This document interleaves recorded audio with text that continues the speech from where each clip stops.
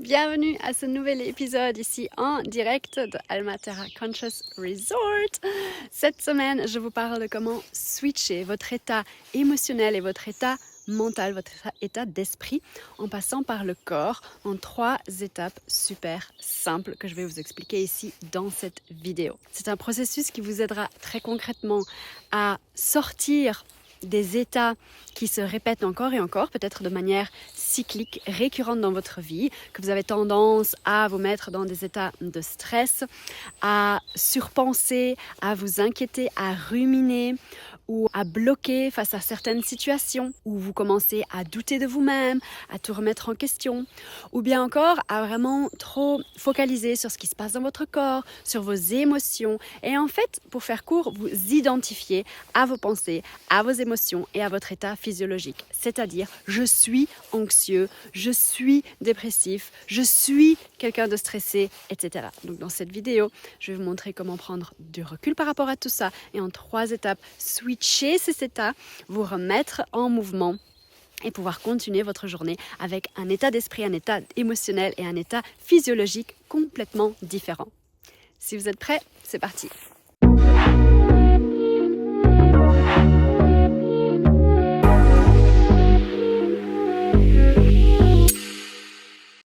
Heureusement, aujourd'hui, on a dépassé la vision bien caduque de Descartes, qui était cette séparation entre le corps et l'esprit.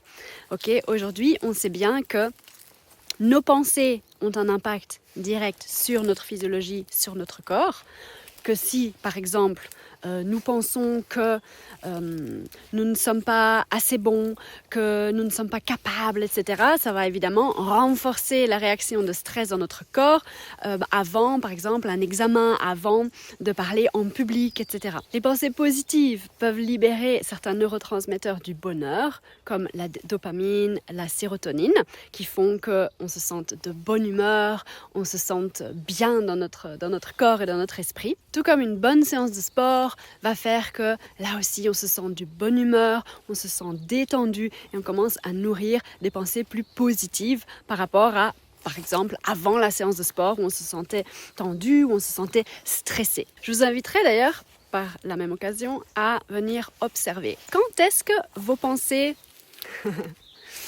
pensées négatives commence à impacter votre physiologie? Quand est-ce que votre corps commence à se tendre? Quand est-ce que vous sentez du stress se manifester physiquement dans votre corps?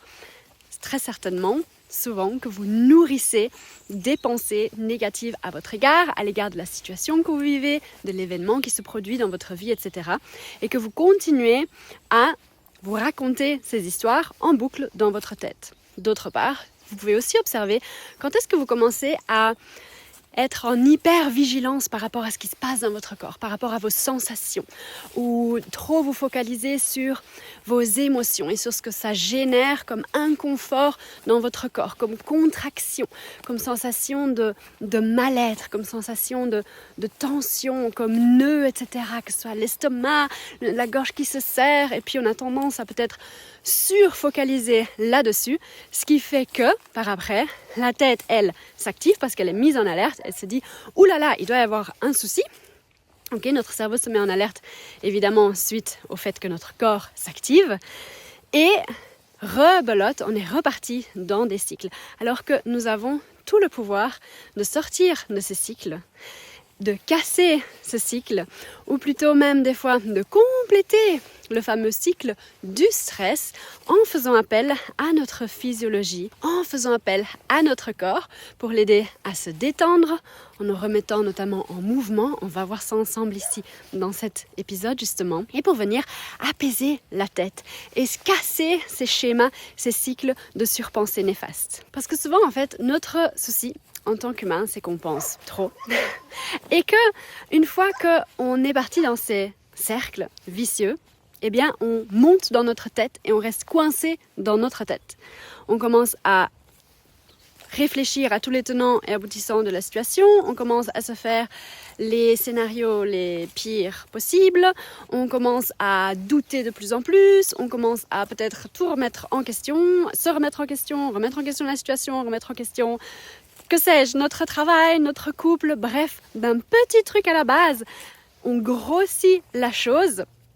Et si on ne prend pas un moment, un recul et qu'on casse cet élan, ce schéma, on ne s'en sort pas et on reste là-dedans et c'est hyper néfaste. Donc à ce moment-là, et je vais vous détailler les 3 étapes, ce qu'on va faire, c'est redescendre de la tête au corps, venir ressentir ce qui se passe et le vivre dans le corps, sans s'y attacher par contre, pour avoir ce double effet qui se coule, qui va être de switcher et notre état mental et notre état émotionnel et physiologique. C'est ce que font notamment les animaux pour compléter ce qu'on appelle le fameux cycle du stress.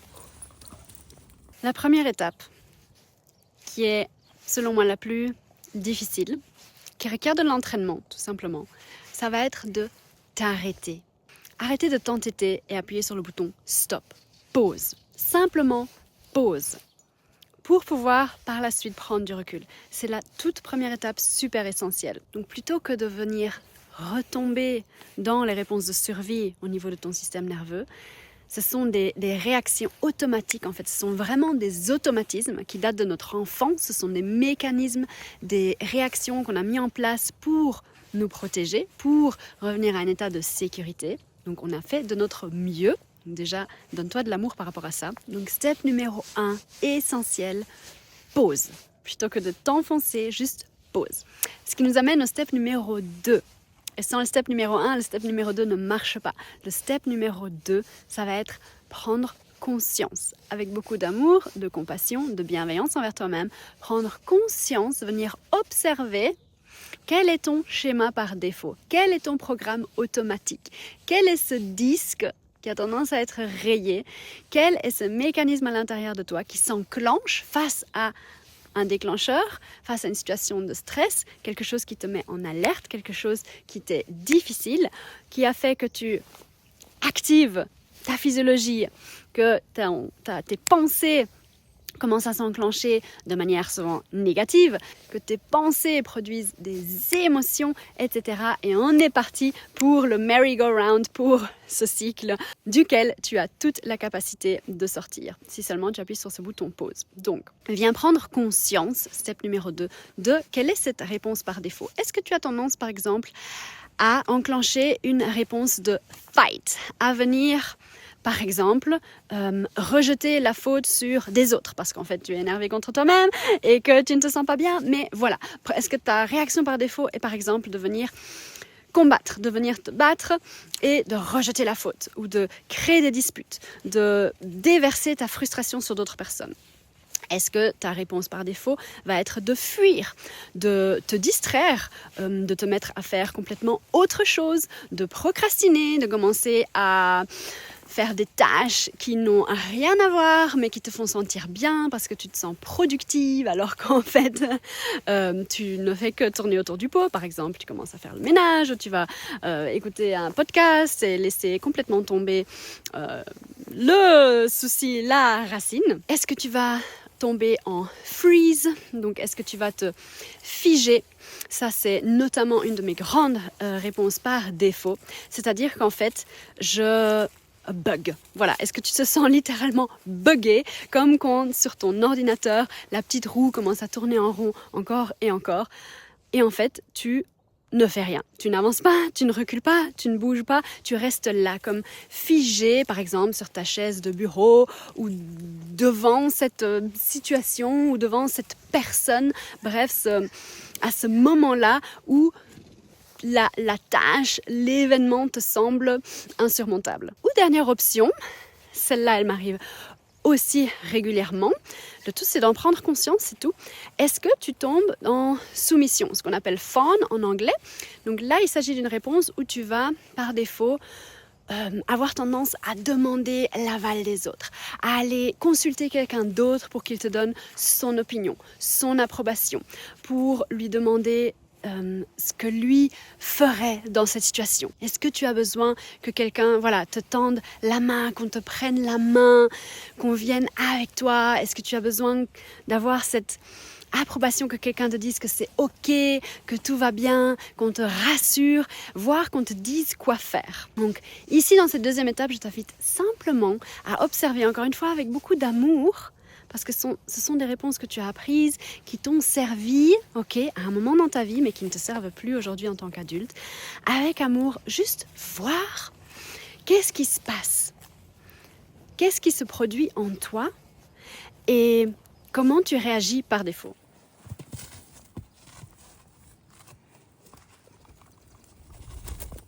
Et la troisième étape, c'est de venir faire un switch dans ta physiologie, dans ton corps. Parce que pour moi, c'est la porte d'accès la plus facile, la plus directe. Parfois, passer par notre esprit, par notre tête, n'est pas toujours évident.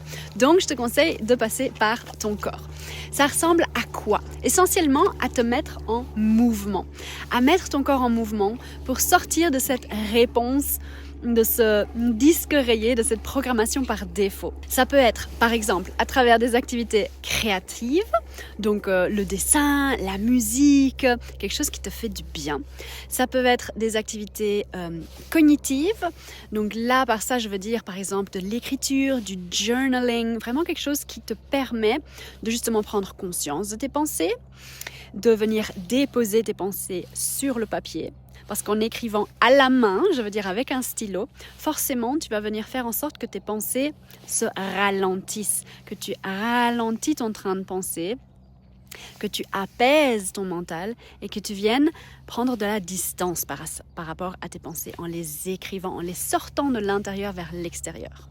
Ça peut être aussi une activité sportive, comme on l'a vu, le simple fait de mettre ton corps en mouvement, que ce soit par du sport ou tout simplement aller marcher, ça vient switcher ton état intérieur.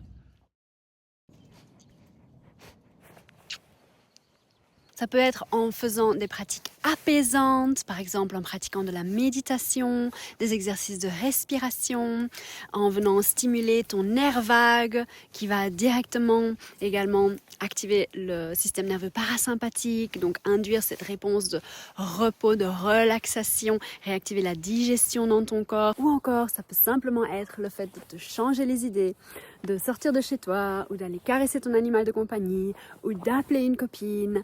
Bref, de switcher cet état, de faire les choses différemment après avoir appuyé sur pause, après en avoir pris conscience, de changer ta réponse habituelle, ta réponse par défaut. Et au plus tu vas t'entraîner, parce que c'est un entraînement de le faire, plus tu vas venir fragiliser cette réponse par défaut, au plus tu vas venir déraciner cette plante quelque part, au plus tu vas venir à la racine, petit à petit, affaiblir cette réponse jusqu'à ce qu'un jour, elle continuera à se produire. Mais le truc, c'est que tu seras capable d'en sortir, de réagir, d'en prendre conscience et de switcher ton état de plus en plus rapidement. Et c'est à ça qu'on veut arriver. Jusqu'à ce qu'un jour, peut-être, cette réponse ne sera qu'une lointaine mémoire, qu'un micro-réflexe de quelques secondes, mais qui n'aura surtout, et c'est ça le plus important, plus d'impact sur ta vie, qui ne t'empêchera plus d'avancer comme tu le désires, qui ne sera plus un obstacle entre toi et tes projets, entre toi et tes objectifs, entre toi et les relations que tu désires cultiver, entre toi